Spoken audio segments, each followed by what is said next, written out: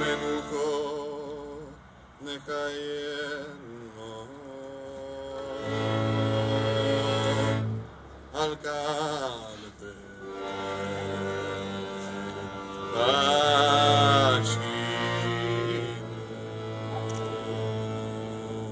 bamalois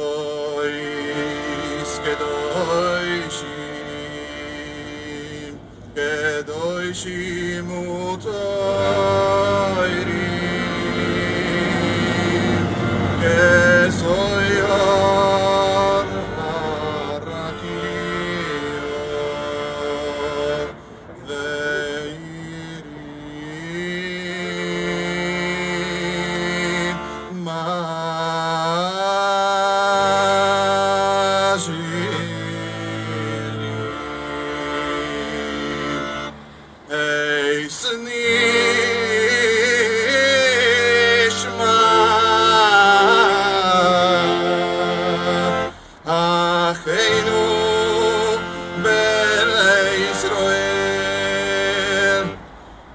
הקדושים והטהורים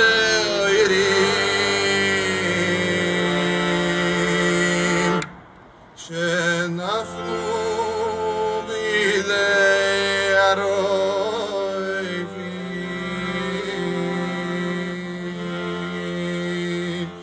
ונשפכו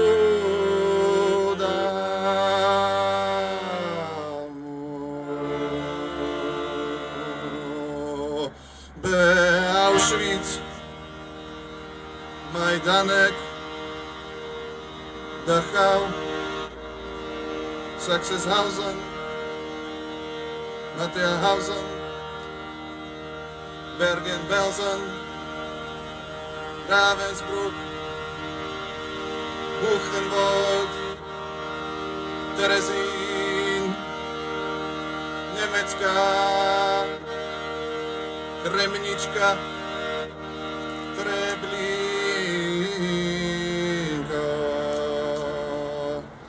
Uvishar, Machamos, Hashemot, Beroiko,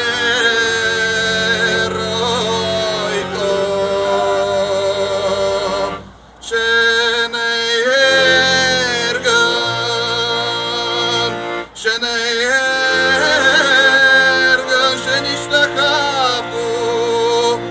בכל מצרויס בצינויים ויעקדו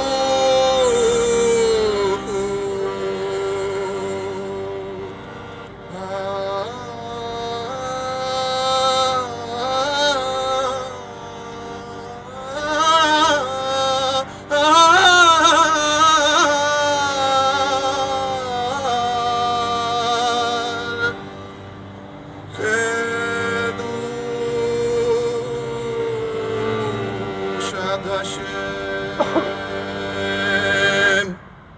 ברוך שכל הקהל הקדוש הזה משפלל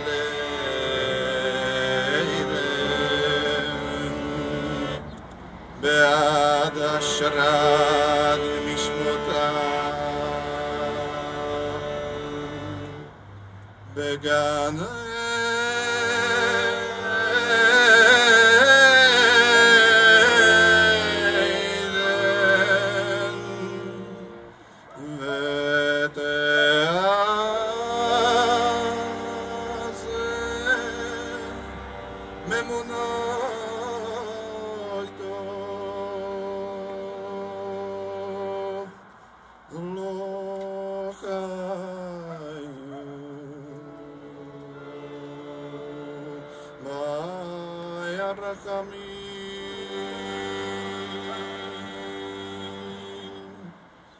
יסתירי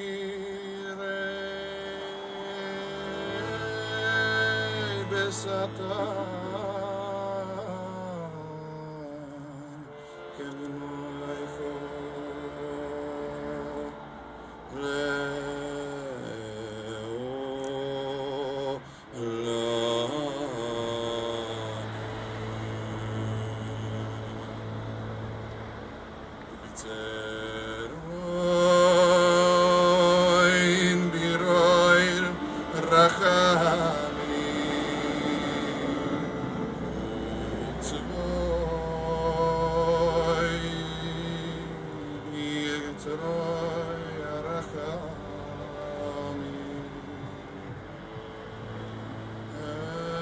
zníš môj zám.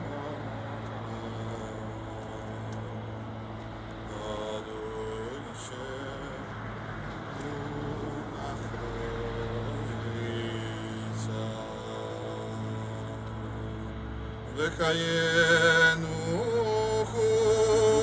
al miške voda.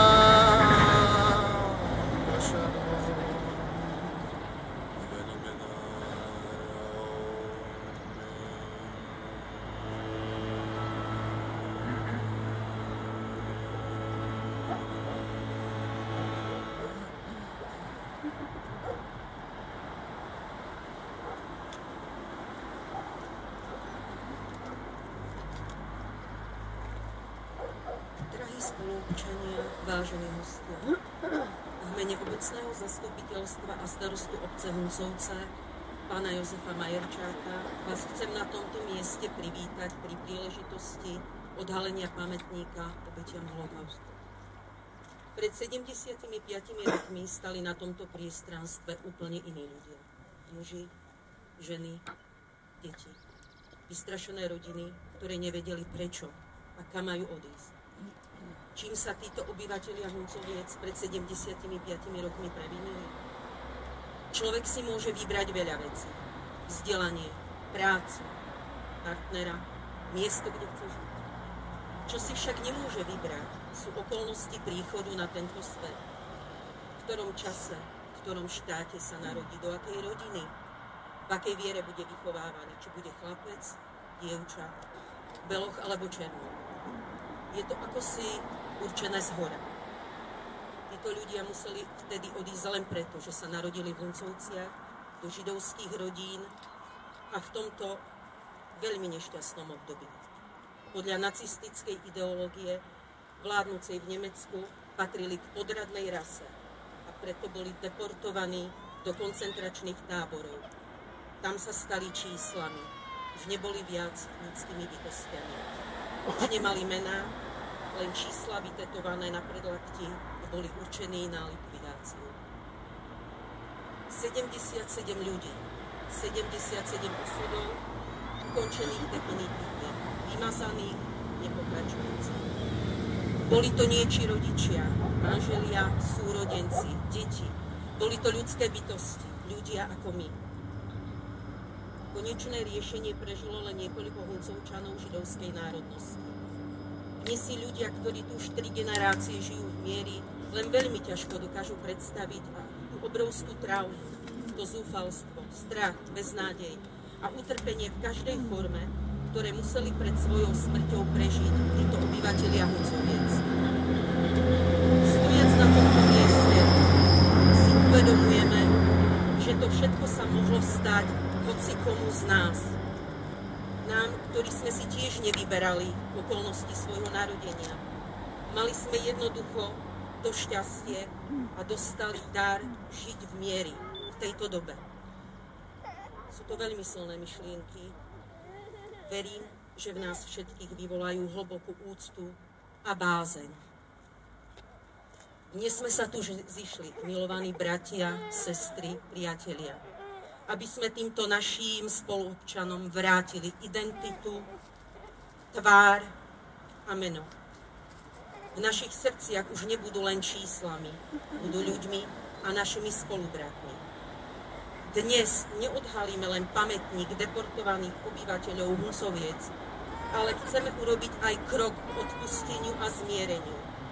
Chceme, aby sa nezabudlo, aby ďalšie generácie vedeli, čo sa stalo pred 75 rokmi v malej a predsa veľkej obci pod Tatrami Huncovciach.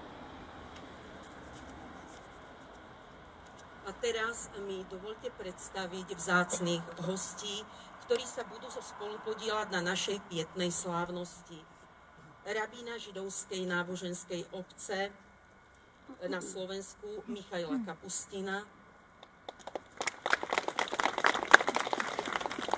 pána farára za rímskokatolícku cirkev Jána Pramuku, pána farára za evanjelickú cirkev Augsburského vyznania Romana Porubena, pani Janku Tešerovú, kurátorku galérie Ľudovíta Felda v Košiciach a vzácnych hostí z Nemecka pána Emila Šneka s manželkou a neterou,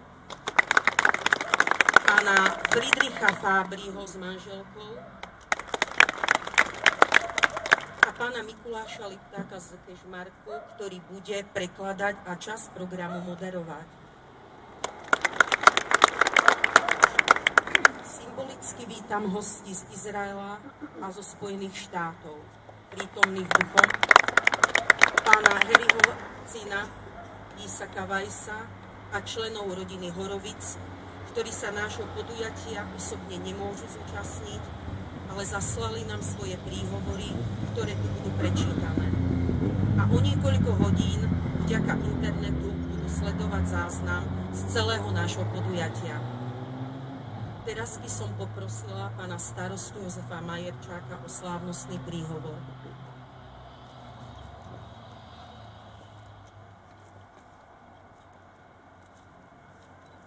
Ďakujem za privítanie. Vážení prítomní, milí hosti, obec Huncovce prešla vo svojej doterajšej histórii mnohými zmenami.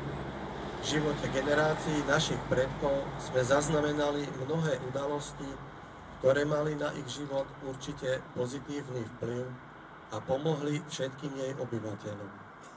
Boli zdrojom prosperity a rozvoja obce, a Huncovce preslávili nielen v blízkom okolí, ale aj ďaleko za hranicami.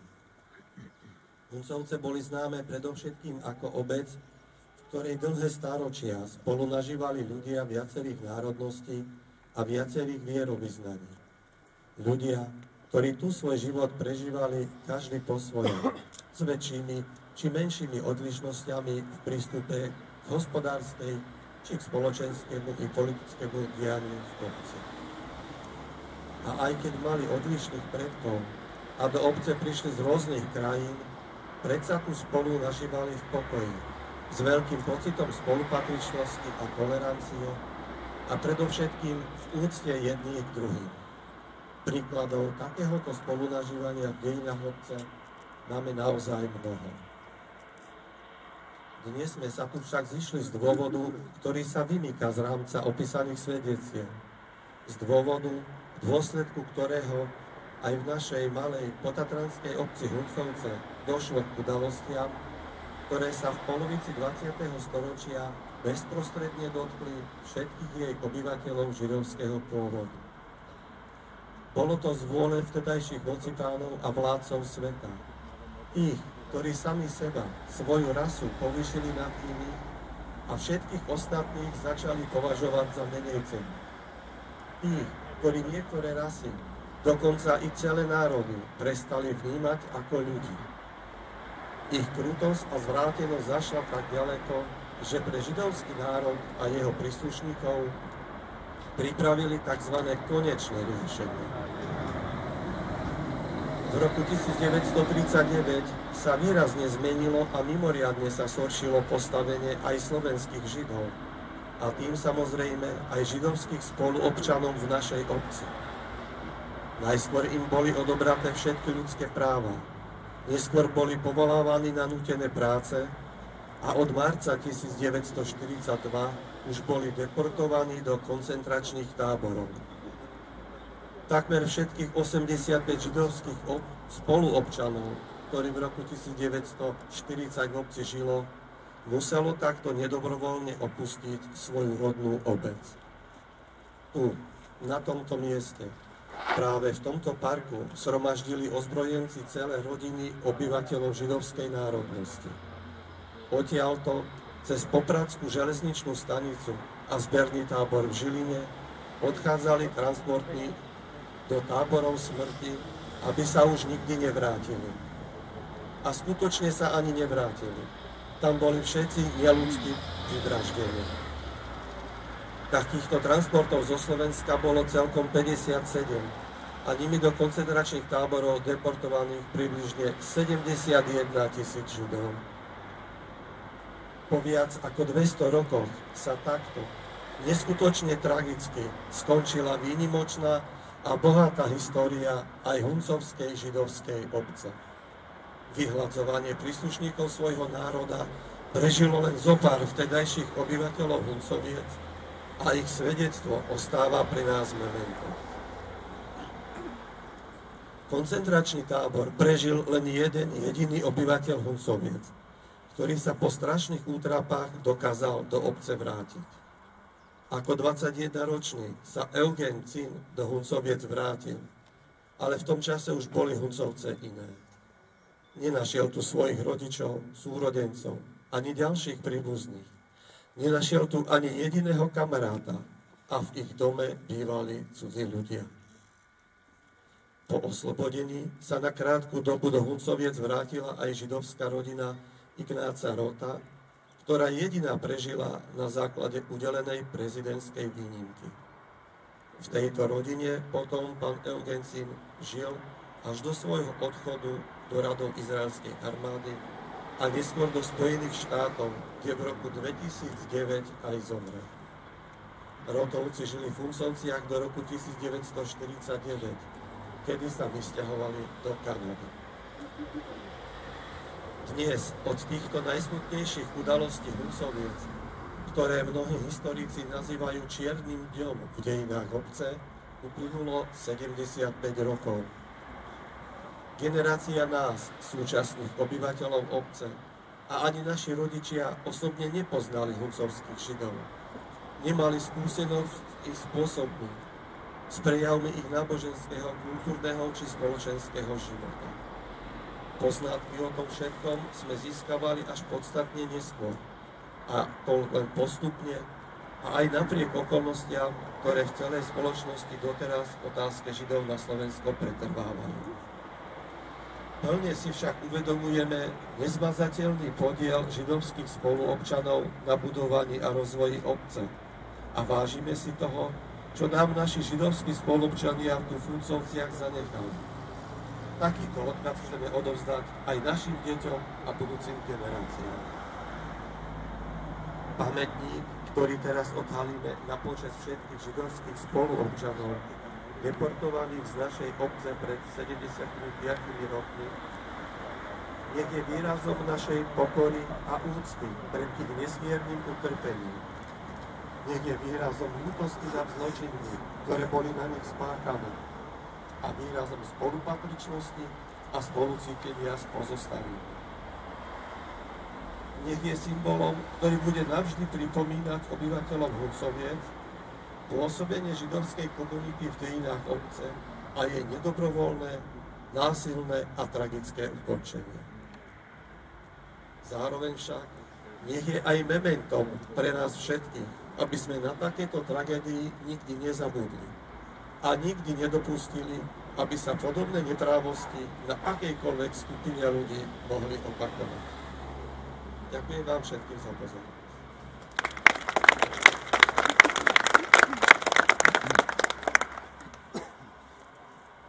Ďakujem pánovi starostovi a zároveň ho prosím, aby spolu s rabínom židovskej náboženskej obce Michailom Kapustinom pristúpil k odhaleniu pamätníka obetiam holokaustu.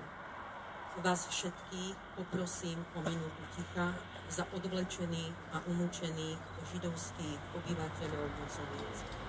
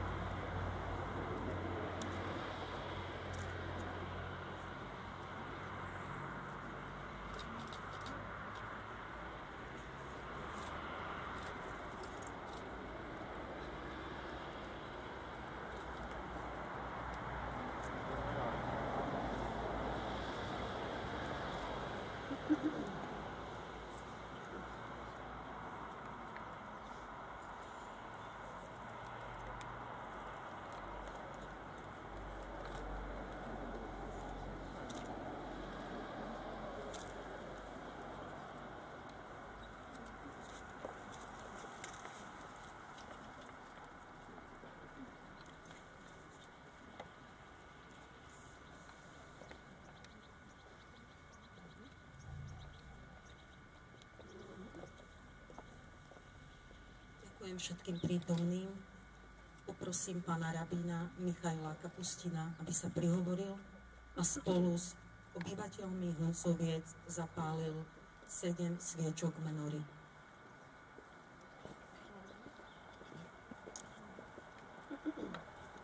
Dobrý deň. Poviem, popred ja by som chcel poďakovať za pohostenie. Vy ste veľmi pohostinní. Ale teraz poviem pár slov o menore. Menora je to svetník, ktorý má 7 ramení. A o menore je zapísané v Tóre alebo v židovskej Biblii, takisto ako aj v kresťanskej Biblii, lebo máme tú istú knihu, ale možno rôzne preklady. Tak tam je zapísané, že Pán Boh povedal židovskému národu, ktorý putoval po púšti, aby oni stvorili špeciálny svetník a ten svetník potom bude svetniť v chráme Jeruzalema.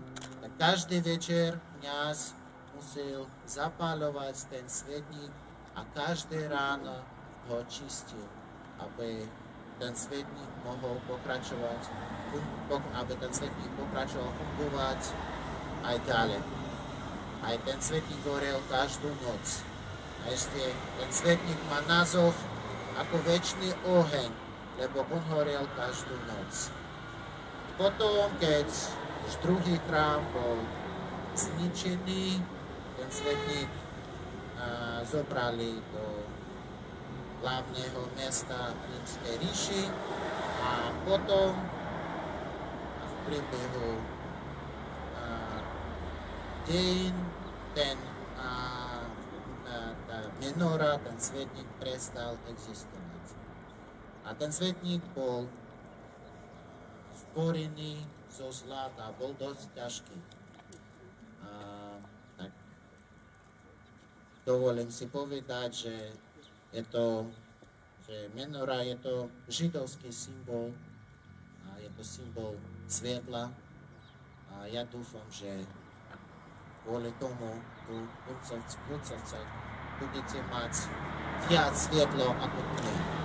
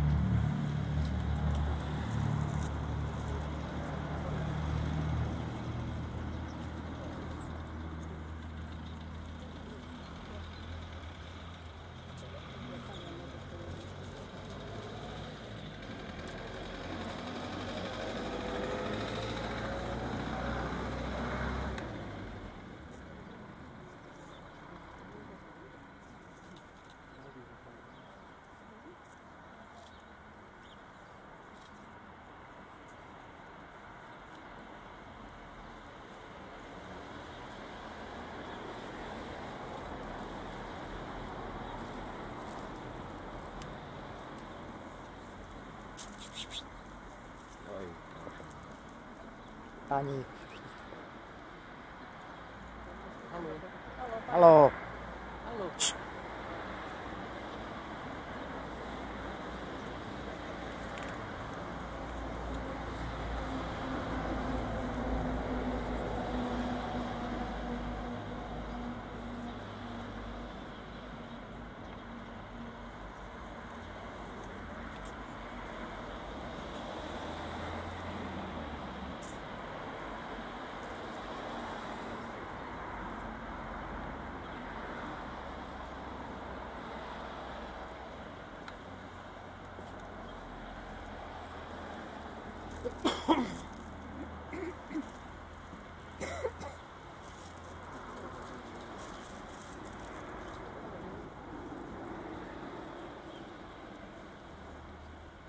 Milí bratia, milé sestry, milí priatelia, vážení hostia. Teraz mi dovolte, aby som vás pozvala do evanjelického kostola, kde budú na pietnej spomienke prečítané všetky mená odvlečených a zavraždených židovských občanov Huncoviec. Po príhovoroch všetkých duchovných zaznejú židovské piesne v podaní skupiny Mojše Band a príbehy preživších a ich potomkov. Prajem vám krásny duchovný zážitok a ničím nerušený pokoj. Šalom.